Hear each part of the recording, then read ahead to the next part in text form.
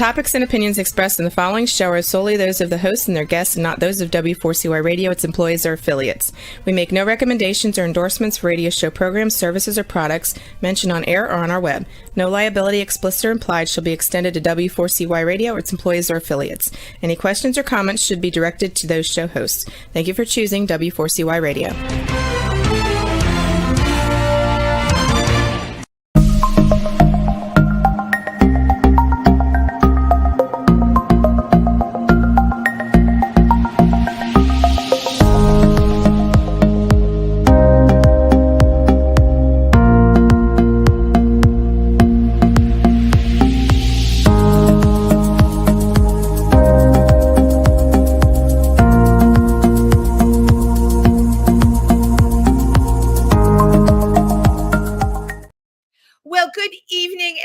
And welcome to Triversity Talk. I am so excited to have you all here with me tonight on this wonderful Wednesday. You're with Wendy. That's right. And do you know what today is? Today is National Coming Out Day. So it's a very important day. And please post it on your sites. Tell everybody, because we are thrilled to have you here with us tonight at Triversity Talk, celebrating National Coming Out Day.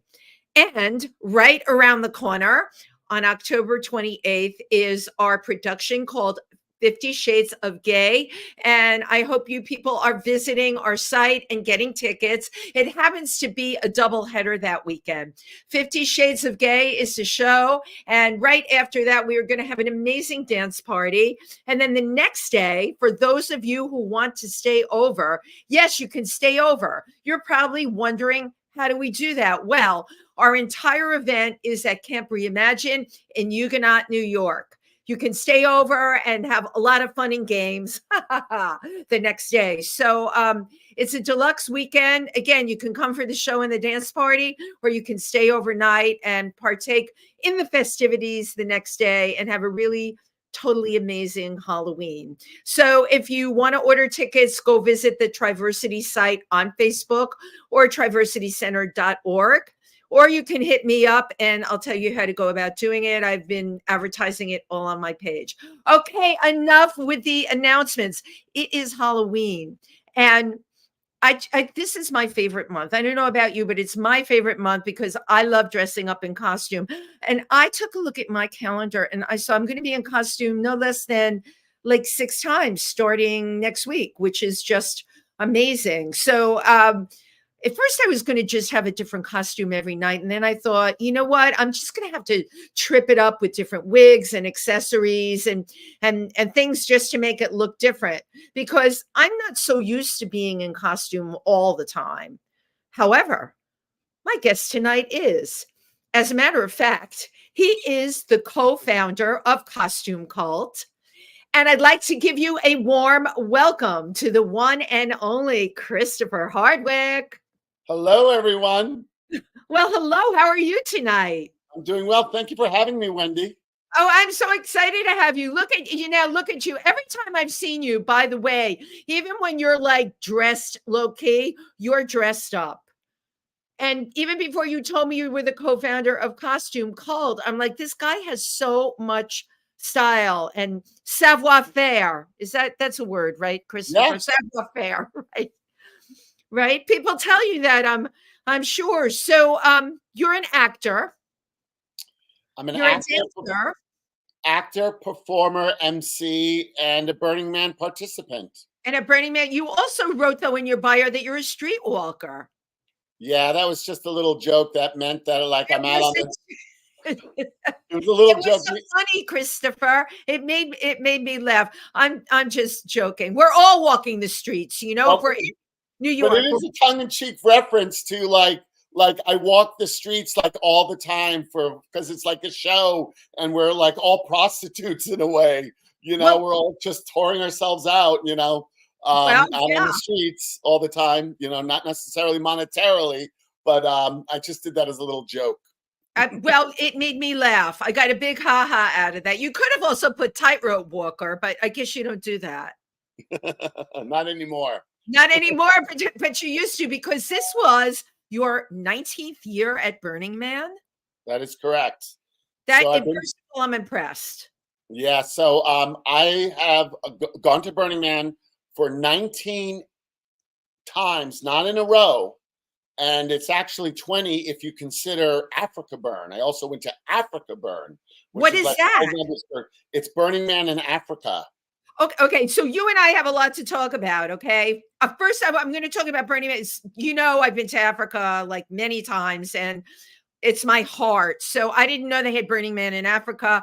Let's talk about 19 years of Burning Man. How did you first get turned on to Burning Man? What was it? I was actually at the Anthology Film Archives, and my ex was showing a film on underground gay cults, if you will. And he did interviews about, he went to the Radical Fairy Gathering, he went to the Rainbow Gathering, and he went to Burning Man. So this was Wow. a series of shorts at the Anthology Film Archives, and this is 1999. And I was like, watching this, and all of a sudden I saw people in butterfly wings, half naked on bicycles. I'm like, what is that? He's like, that's You're like, this is for me. But that could have been the Radical Fairies also. You know that. Yeah. But whatever was happening with the Radical Fairies, who I love, and I love the Rainbow Gathering tribe. But what I saw on the big screen, if you will, the Burning Man thing, and I said, what is Birmingham, Alabama? What? What? Oh, Birmingham? Oh, that was another funny, Christopher. I like that. I'm like, what is, he's like, no, Burning Man. So, he introduced me to, a group of guys, and I went to my first Burning Man. He was coming with me, and, I met some, people in New York, some Burning Man enthusiasts. And my first fundraising party was, I got invited, I RSVP'd, and everybody that RSVP'd got a 4x6 canvas. Wow. So this is the kind of like how Burning Man works. And I Right. loved it. Everybody got a 4x6 canvas, and everybody's going to paint or make whatever you want on this 4x6 canvas. And then you bring it the day of the party, and the host is going to put them all up, and everybody's going to bid on them. Oh my God, that is like, how cool is that? Best And invitation idea ever. Yeah, and that's part of the radical inclusion of Burning Man, Right. So that's one of the 10 founding principles of Burning Man, radical inclusion. So without even knowing the principles, I'm like, I love this. This is so for me. And I remember Kiki from Kiki and Herb. Oh my God, of course. She was one of the persons at the this That's party. Justin Vivian Bond. Yeah, Justin Vivian Bond. Right. So she was there at the party, and like people were bidding on her, and it was like her bid was up to $6 and went to $7, and she turned to me. She's like, I'm never going to get a gallery show. So funny. And it was so funny. So anyway, that's how I became known to Burning Man, or Burning Man became known to me. And so I went. So you went to this party first, right? I went to the party in New York first on Mercer Street. I remember it was on Mercer Street. Right. And, right around West 3rd Street. And I, remember all these guys there. They all had beards. I'm like, wow, men with beards. It's so crazy. Well, they're Burning Man bears. Yeah. Totally. Burning Man bear contingency. So how soon from the party did you go to Burning Man after? That year. So that party was probably in around June, May or June. And I saw the film in May, and then I went to the party in June. And then I started getting ready because Burning Man's in August. Right. And we went with a thing. We had a theme.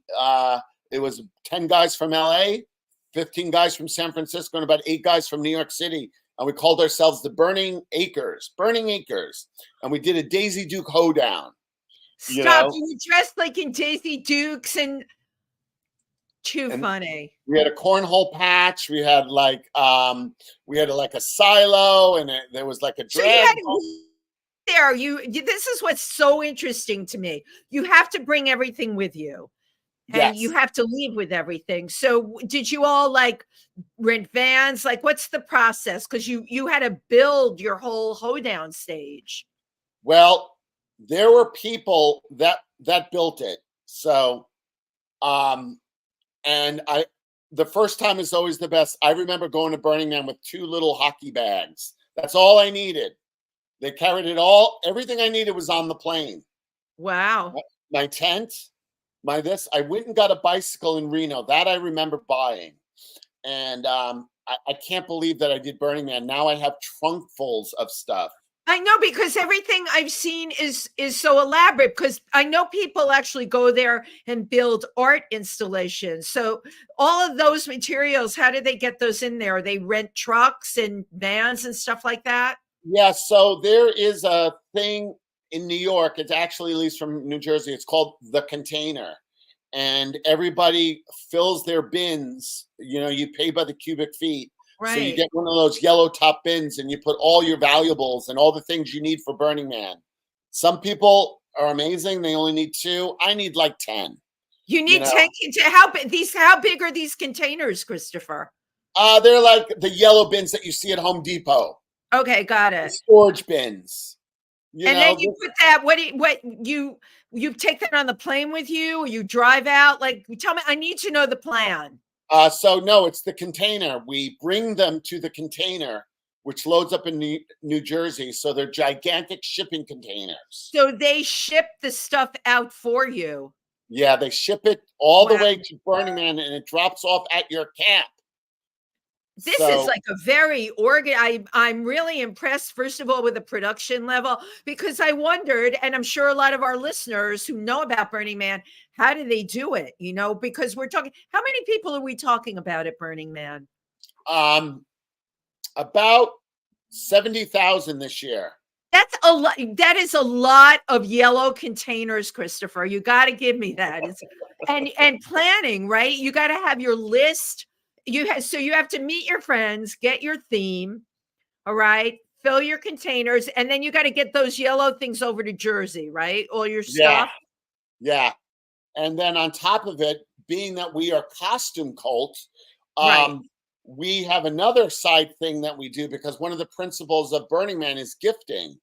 So what we do for people is give away costumes. We collect costumes from old Halloween stores. We collect costumes that are donated from the opera. We take donations. So we give away about 1,000 costumes a day at Burning Man. We've got a gigantic tent that people come in. We How have a thing. cool. Yeah, they line up on the K train because we're Costume Cult. We have a K train, so we've got a fake subway there with ads and stuff like that. Stop. You And built a subway. That's great. and then people wait in that, and then they get to come in there, and some people just take off their clothes. You know, some people just waiting naked, you know, and they go in and they come out with the wildest creations. It Oh could my be God, like I can tell. So yeah, so when you first got started going to Burning Man, like your first time, like you said, you had 2 little carry-ons. When did Costume Cult get involved with Burning Man? well, Costume Cult started in 2003. Okay, well, not too far away from when you went to your first Burning Man then. Yeah, so I went in 2000 and 2001. In 2002, I skipped, and it was the worst year of my life. I'm like, I'm never going to miss Burning Man again. Absolutely. Christopher, should never miss Burning Man.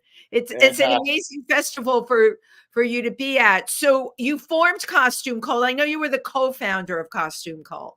so Jim Glazer is the other co-founder. He came up with the name Costume Cult, and then And I we met. have to tell everyone it's spelled with a K. Yeah, Kostume Kult. yeah. So it's 2 cults. So it's like more for adults than children. So we wanted it to, be a little bit edgy. And when I first met him, it was just 8 of us giving away costumes. People would just wander into our dome. And then I stepped it up a level. I got a megaphone. I got a megaphone, and like I would announce people inside the costume dome. When it was a tiny little dome, it was like an 8-person tent. And then next year, I would announce people on the way out. Then the next year I found a plyboard and I put, I made a runway out of plyboard. The next year Stop. I put red paint on it and we extended it. Then we raised the platform and then it became lights and sound and DJs and Amazing story. yeah, it's just became this amazing thing and people just clamor every day. They arrive early, they get in line on the K train and they just come all day. One of our was interesting, Ricky Lake from the Ricky Lake Show, from the John Waters movies. She came and she emceed with us this year, and she added an extra vibrant punch to the MC. Oh, that's so cool. So Ricky Lake was there with you this year. Yeah. Mm-hmm. Now, this year was the year that, of course, that everybody heard about, and we all saw the pictures. What was it like with all the mud? Well, on Friday, it started raining. And, Friday is the big weekend. And I was actually emceeing the shift and people were slipping on the runway. Just a little bit of dust. Yeah. And the little bit of mud that's always there naturally. When it's dry, it's not a problem. But once it started raining, people were just slipping left and right. And I said to the point person, I said, we need to close this down, and I told everybody inside the tent, keep breaking things down, and but was this, Christopher, was this at the very beginning? This like, was when did you arrive there? This was the last weekend. So we had 5 days of beautiful weather. Okay, cool. A week of beautiful weather. But anyway, then it rained and then you could not move. Then it was you had mud like this on your shoes. Wow. Caked in mud. You cannot ride a bicycle. You cannot drive a car. You can't walk. So if you have to go to the porta potty, it's a chore. Oh, I can imagine. And the porta potty couldn't have been too pleasant. Yeah, I have some photos that are pretty hilarious. They're pretty hilarious porta potty photos. I would have had you bring those tonight to show us. Did anyone freak out? Were people freaking out? No, people took it in stride because, everybody has, radical self-reliance. That's one of the principles. I love this terminology. Can you define radical self-reliance? It's basically take care of yourself. Do things for yourself. Stop counting on everybody. Stop complaining and crying. Get it done. Do something. Put up your own tent. Do it yourself. Fix your own bicycle. Do this. Make your own meal. There is communal effort, but you're responsible for getting through the mud. You're responsible for you, which is a great principle. But I would think the mud was a game changer. Didn't people run out of food and stuff? Well, that's what the media tends to portray. Well, I want to hear your version because I know that you don't tell fake news. I know if I hear it from you, it's the real thing. We had the best time. There was so much food. There was an abundance of food. I love people hearing all that. Came together. We went in people's RVs. We collected in tents. We met out on, in our little communal pods, and we just shared food and stories and got together.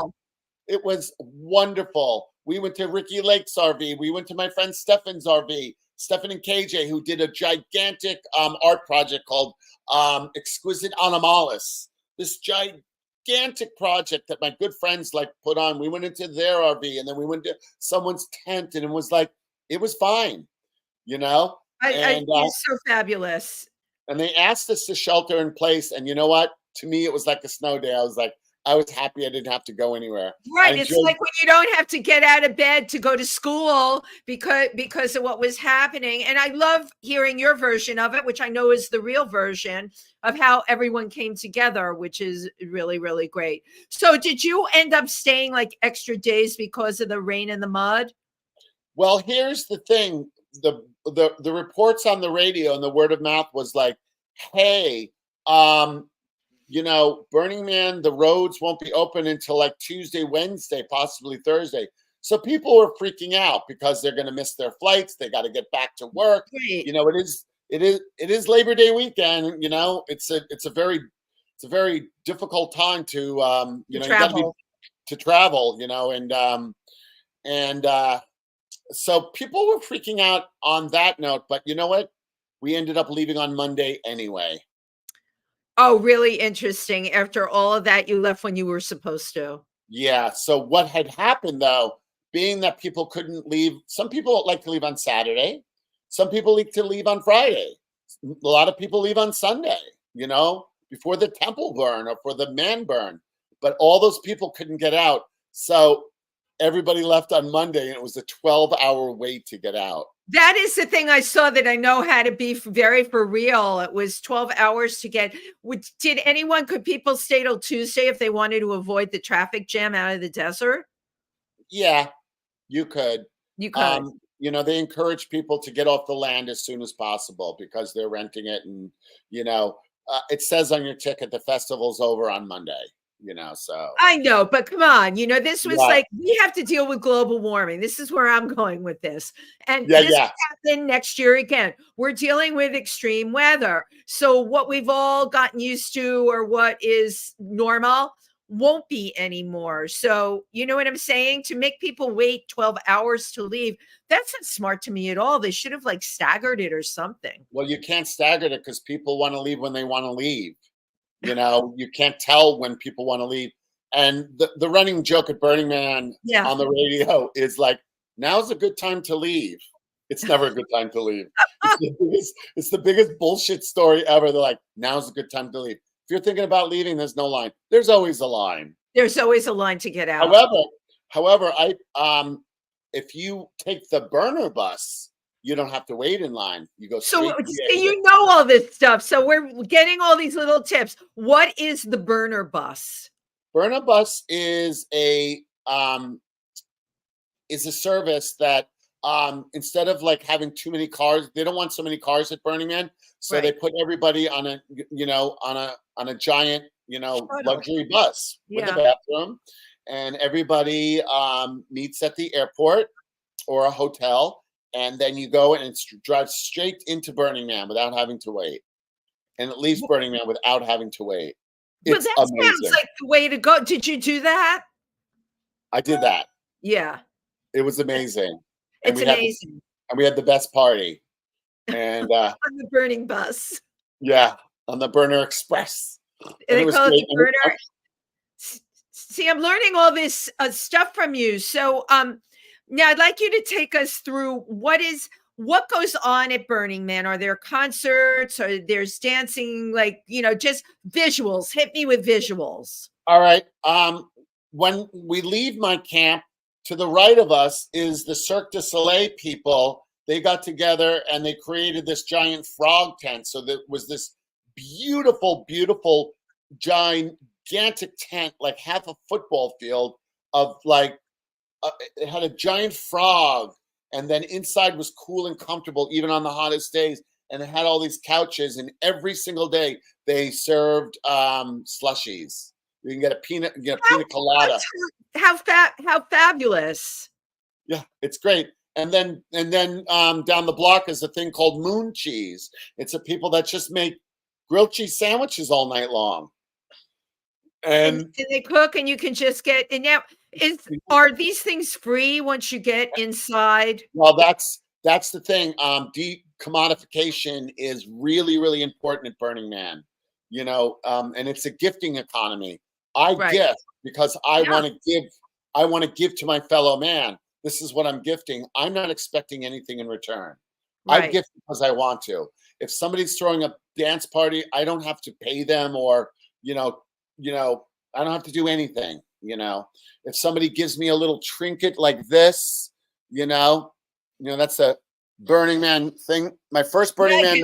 Hold on. I need my glasses for this. Okay, hold it. Let me see your Burning Man thing. Oh yeah, that totally is. That's great. Oh, we just got a close up on Christopher Hardwick's Burning Man thing. That's the man. And these and then we get T-shirts and stuff like that. Very cool. So that year was Michelangelo. There was an underground theme with Michelangelo. So that's what that T-shirt's about. But and then there is Black Rock Disco. There's a roller disco, Wendy, in the middle of Burning Man. Stop it. In the desert, a roller disco, so they have to make the whole rink and they have to build the floor. They don't have to. They do it because they want to. Right.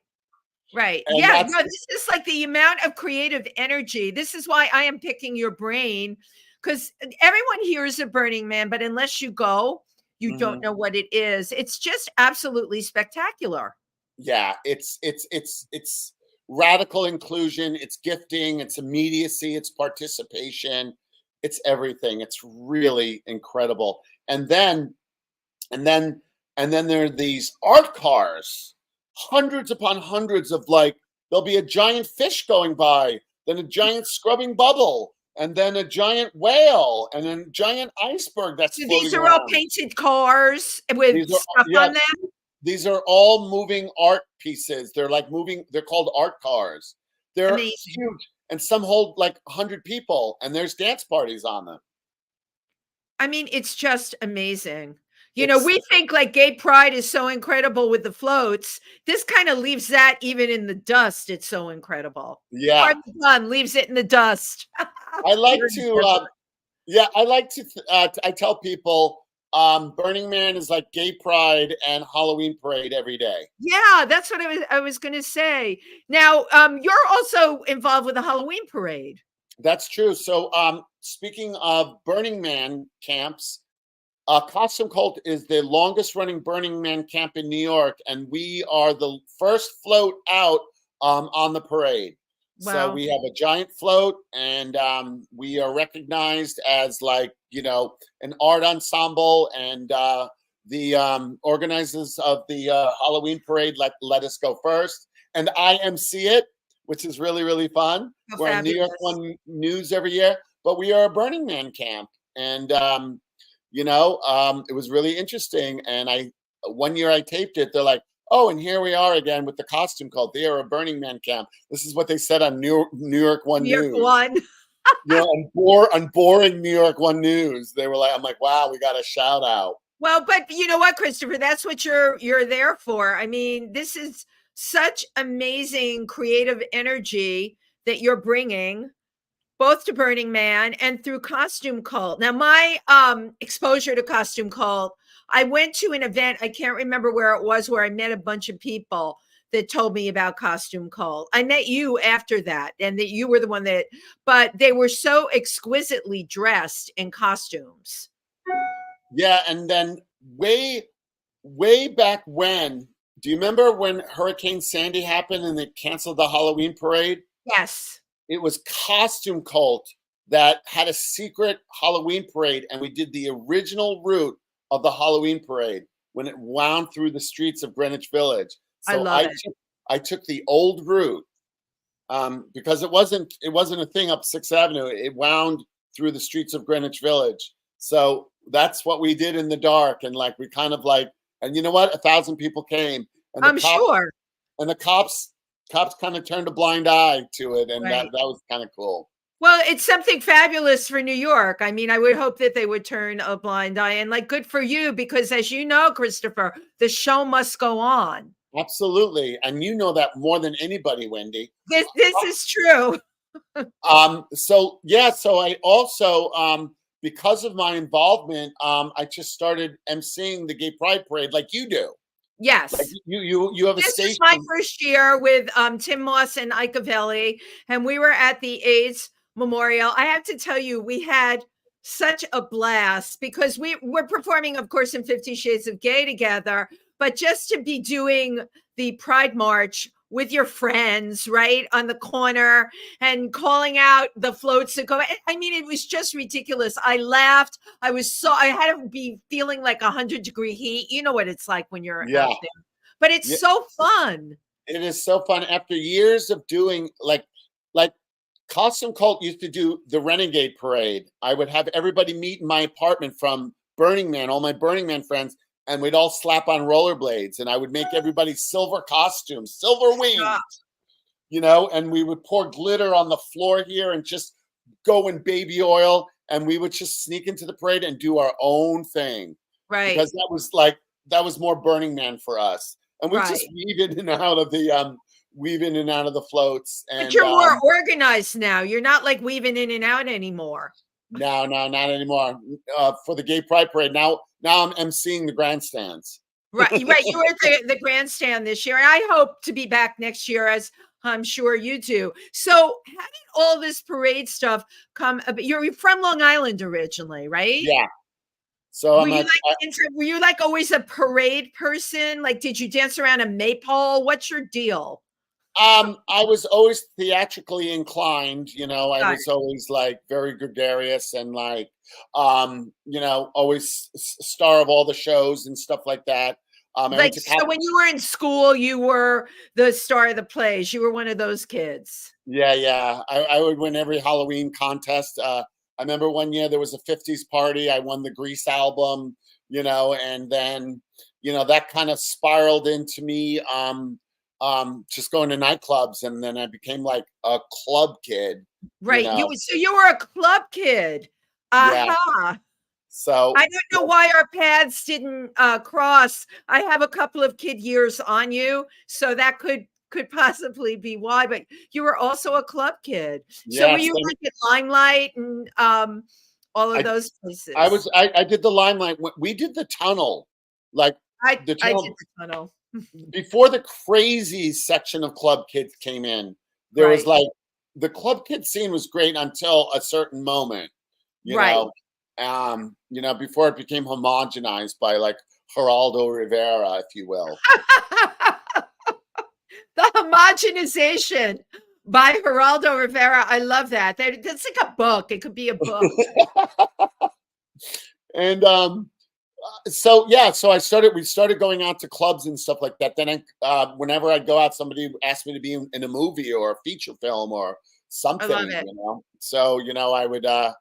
So that's how I became theatrically involved in showbiz. Wow. And then I won. Then Macy's had a Boy George lookalike contest. Stop it! You won the Macy's Boy George. It doesn't get any better than that. You have Macy's cred. I love it. So you were the Boy George. I got like a certificate, and like I have the article cut out and stuff like that. I win. I was the only male that entered, believe it or not. Are you kidding me? Wow. You Carmen Chameleon, you. It was a bunch of teen girls and some housewife from New Jersey. It was the only people that entered. Wow. So you got an award for the Boy George lookalike contest at Macy's. I don't know how I missed this magic moment, Christopher. I don't remember the event. I'm so happy though that I can share this with you on this stream tonight. Just knowing this kind of thing. Why do they call you ChristoFear? That's a name that was given to me by Jim. And when we started doing the Halloween parades, we just like did a funny thing on my name. Instead of Christopher, it was ChristoFear. ChristoFear. And that kind of just stuck. That's like, not everybody calls me that, I just know you as Christopher. And, I know you do other things besides parades because I met you in an art gallery. You go to galleries. I go to galleries. I like to support the arts wherever I can. You do, yeah. Film, LGBT film. Tomorrow night is the opening of the LGBT, the New Fest. I think that's what that is a really wonderful festival. Yeah. So I just love supporting the arts, and I love meeting artists. I met you. You did, right? Because I love supporting the arts and I love supporting LGBTQ events. And I'm theatrical and I love dressing up in costume. But I have to tell you, a number of the people I've met from Kostume Kult, lovely, but it's very intimidating because I'm the kind of girl that slaps on a wig and lashes and I'll get like a fabulous dress or something. They have headpieces that are beyond I don't know, half of them make them with things with antlers and satanic and angels at the same time. You hear me? It's incredible. So the amount of creativity that the Kostume Kult members come out with is mind-blowing. The parties we throw are mind-blowing. We don't advertise them. It's very, very underground, but we do need to do fundraisers. Because in order to get free costumes out in the desert at Burning Man, we need to have parties here. Right. And, and we have parties that go to 6 o'clock in the morning. And one of our themes is called the Horned Ball, where everybody dresses in elaborate horns. I think, doesn't Victoria Golo shoot a lot of your stuff? By the way, she's amazing. So now I'm connecting all of this because I met a number of these people at the Easter bonnet thing thrown by Daryl Thorne it was the National Arts Club, right? Yeah, the National Arts Club, yes. Right. That was amazing. And then I met Victoria, that she is such an incredible photographer, and I met the nicest people there, and the imagination that went into those bonnets and headpieces. So I can't compete on that level, Christopher. Yes, you can. Yes, you can, and you will. And you will. The lady Nina Beatrix, who founded the Bonnet Bash, she is a Kostume Kult member, and is the boyfriend of the other founding member of Kostume Kult. Wow! So there's the tie-in there. But for many years, I would MC the Bonnet Bash at the National Arts Club. Loved it. We also do a party called the Black and Light Ball. What is that party like? So what that party is, everybody dresses in day-glow outfits, day-glow reactive outfits. So everybody brings it, and we have black light cannons throughout the venue. Oh, how fabulous. And everybody's just glowing. If you if everybody goes to if you go to my Facebook cover photo, you'll see a group shot with everybody in. Oh, that's what that is. I did go to your Facebook cover photo. So, okay. So wow. When is that one coming up? You have all of these costume affairs. When is that one going to come up again? That usually is in June. Okay. And we also do the alt Oscars. We do an alternative Oscar party where everybody dresses up absurdly from the films from last year or any film, and we actually give out statues, and we have a runway and stuff like that. And we did it at the National Arts Club for a couple of years. Wow. I need to just get all of this stuff on my calendar. Now, didn't you do an alternative to the Met Ball one year? Oh my God, yes. First of all, I love that you did that. So it's a tongue-in-cheek slap in the face to the Met Gala, and we call we call it the Metro Gala. And we've got we do it right in Union Square, right under the subway entrance, and we have a VIP area. We give away cheese and crackers, and then we have a photograph area. We've got a crappy ass runway, and it's gaining steam. The first time was 20, then it was 50. Last time it was 300 people. I remember reading about that. I think that is such a cool thing to do, because you know what? The whole pomp and circumstance of the whole Met Gala, it's not inclusive. So what you're doing is creating inclusive events. Mm-hmm. And we're all, radical inclusion is another, we welcome the stranger. Thank you. That's the Burning Man thing. We welcome gay, straight, bi, trans, black, white. Everybody's welcome to participate. Right. We want to see your, we want to see your inner resources. We want to see what you can bring, to the party, literally. Please bring it. And we applaud it, and we, let you have your self-expression. Right. As long as it doesn't offend anybody. And that's well, respect, you have to respect other people. Yeah. And what's in that cup, Christopher? What's that?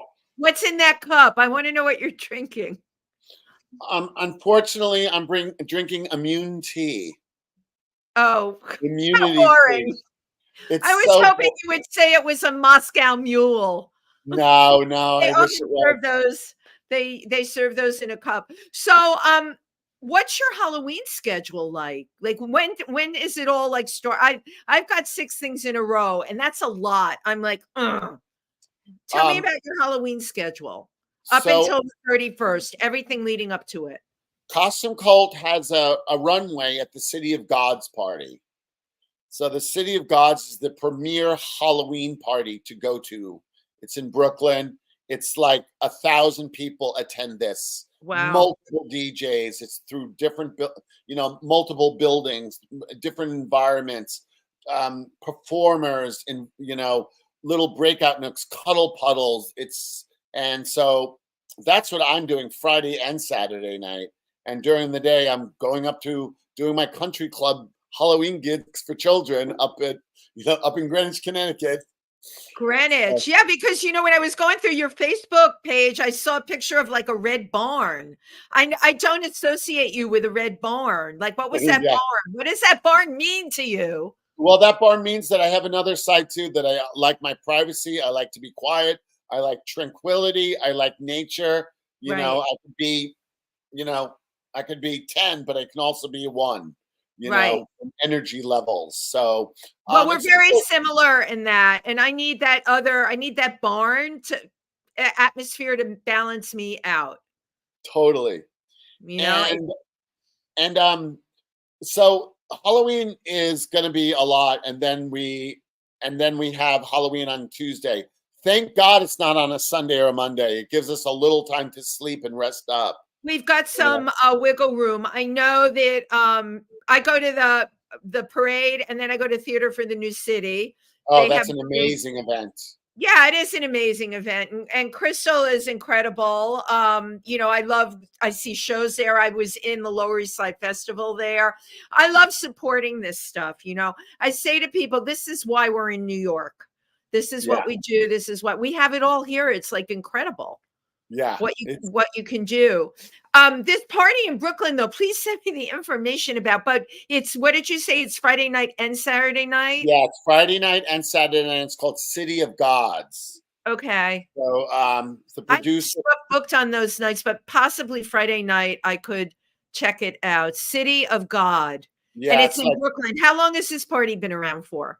It's been around 4 or 5 years, and they've gone to different venues. Okay. The first one was at the Grand Prospect Hall. Do you remember the Grand Prospect Hall? Of course. Yeah. So we threw a couple of parties there, and now we look for different venues of that magnitude. And is Kostume Kult the one who's producing this? No, the House of Yes is the. It is House of Yes. Okay. And are you also very involved in House of Yes? Yeah, I spend a lot of time and contribute a lot to things at House of Yes. And that's wonderful. Friends with the owners, and they camp with Kostume Kult too, and well, you know what we say, one gloved hand washes the other. That's what we say. So with all of the festivities you're involved in, how did you get through COVID? It was pretty boring and it was pretty sad, but we carried on, and I can't remember when we were the first to start throwing parties again. You were. I remember there were a number of outdoor parties, so I would think. So that's what we were doing. We were throwing illegal parties with no permits in Prospect Park. In Brooklyn. And I remember seeing stuff about that and thinking, oh, gee, I'd really like to go to that. And they'd be like all-night parties with loud sound systems. And not once did we get busted by the cops. So isn't that amazing? It's just amazing. So it's amazing. We threw a bunch of parties when people could go without masks and stuff like that. Yeah, absolutely. And just dance and have a really great time. And like just last week, do you remember the horrible rains last week? Yeah, and everything was shut down. We had our decompression party. So usually what happens after Burning Man, there's a party like within the month after that. It's called decompression, and everybody that went to Burning Man all gathers together. So we took the lead on that party, and it should have, while everybody else was closed, we stayed open. And because of the mud at Burning Man, at 1 a.m. we had a mud wrestling competition. Stop it. It's like a tribute. Let's have mud wrestling.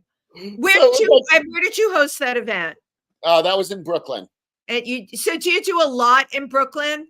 Well, that's the only place you can get affordable venues now. Right, right. We have to find Unless you Ross. do things, street things here, but yeah, you're absolutely right.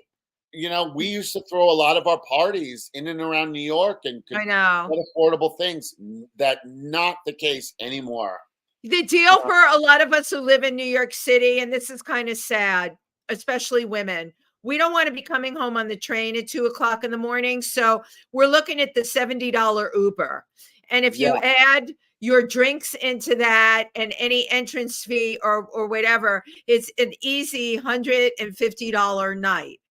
I have to really, think about what I tell people this all the time because Uber's gouged now. I really have to have my game plan of how I'm getting there, how I'm getting home. If I'm going with a bunch of people, maybe I can take public transportation home. But this is a dilemma that I did not have for many years. And I really resent that I have to roll that into the mix now.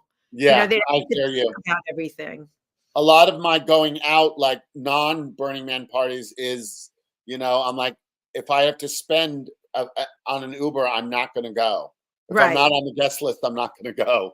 Right. If you have to spend on an Uber. All right. There is a message here from David Quaid. Any other Hardwick stands in the house? I don't know what that means, but you'll tell us. Hardwick stands? Yeah, that's what he wrote. Do you know this person? Yes, I do know this person. Okay, that's good. Actually, this person is my neighbor. Oh, I love that your neighbor did. Your neighbor must love you because you've soundproofed the apartment. What more could you want? Yeah, so it was really funny to meet this David Quaid,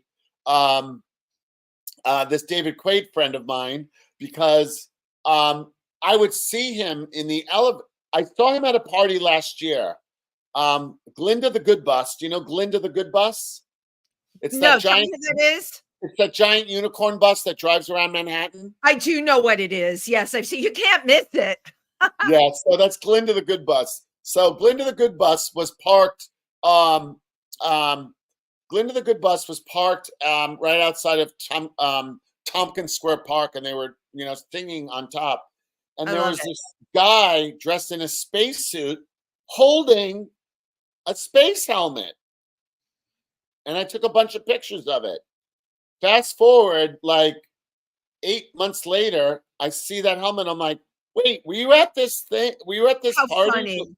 And then, so we did. And then we finally decided to go. He's like, we got to get together. So I went up to his apartment. We had a couple of drinks.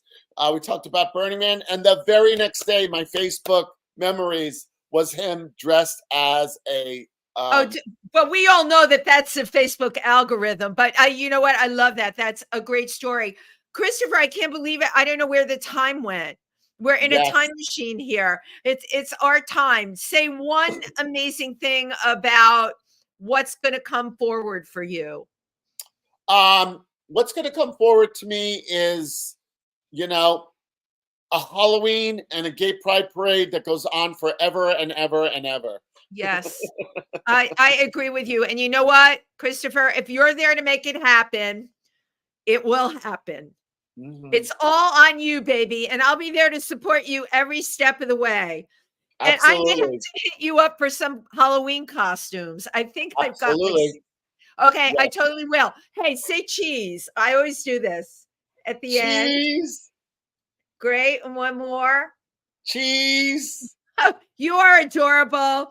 From the time I met you, I wanted to have you come on. So thank you for being with us tonight. You are a ray of light, and you are the magic of Christopher Hardwick. Have a good night and happy Halloween, baby. Take care. Good night, everybody. Good night.